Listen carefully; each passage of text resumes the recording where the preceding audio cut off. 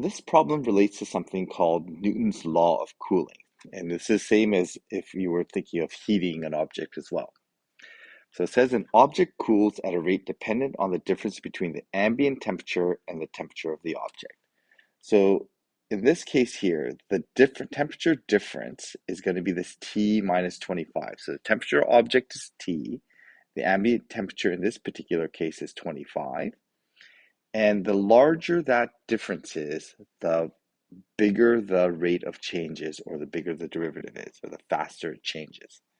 So if you think about a problem where we have a really hot cup of coffee at room temperature, it will change temperature the fastest when the temperature difference is really big. When it's really hot, it cools quickly.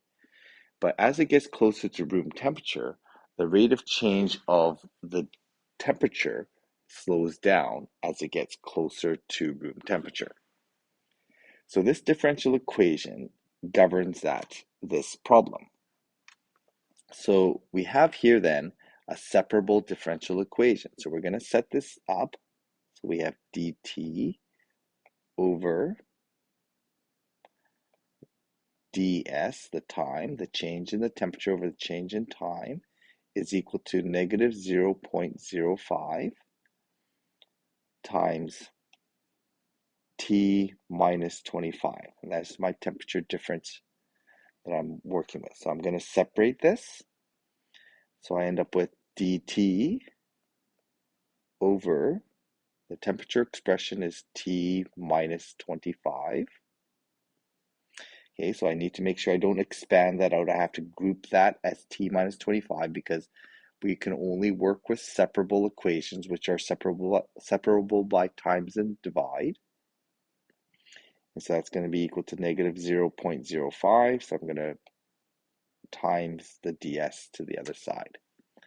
Once I've separated my variables, I can integrate both sides of this. So on the left-hand side, I get log of that temperature difference. And that's going to be equal to negative 0.05 times the time, which is my variable s. And I need a plus c here as well. Now that plus c we're going to need to solve for. We need an initial condition. So that our initial temperature is 100 degrees. That tells us at t equals 0, or in this case, it's going to be s. When seconds is equal to 0, the temperature is equal to 100 degrees Celsius. Now, I could solve for it here, but I'm going to again rearrange this into its exponential form first. So I'm going to end up with t minus 25 is equal to e to the power negative 0.05 times the number of seconds plus c. That plus c, again, if you recognize it, that plus c is going to end up as a coefficient. So I'm going to do that first. So I get t is equal to e to the plus c times e to the negative 0.05 times the number of seconds. And again, that represents my k value. And then I have my plus 25 that I'm going to move from the left-hand side to the right-hand side. So t as a function of seconds is equal to, I'm going to change that to some k value times e to the negative 0.05 times the number of seconds plus 25. Plugging in, I'm going to use 100 as my temperature.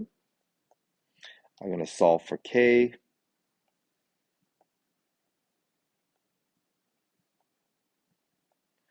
The seconds is 0, so that exponent becomes 0.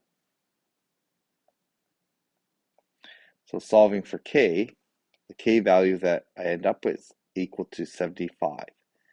Now, I want you to kind of just notice that 75 actually represents the initial temperature difference between the ambient and the temperature of the object, which is 100 degrees. Okay, so then we can put it into its function form, the temperature as a function of time in seconds is equal to 75 e to the negative 0.05 times S plus 25 degrees Celsius. Okay, so that represents my equation that will account for my Newton's law of cooling.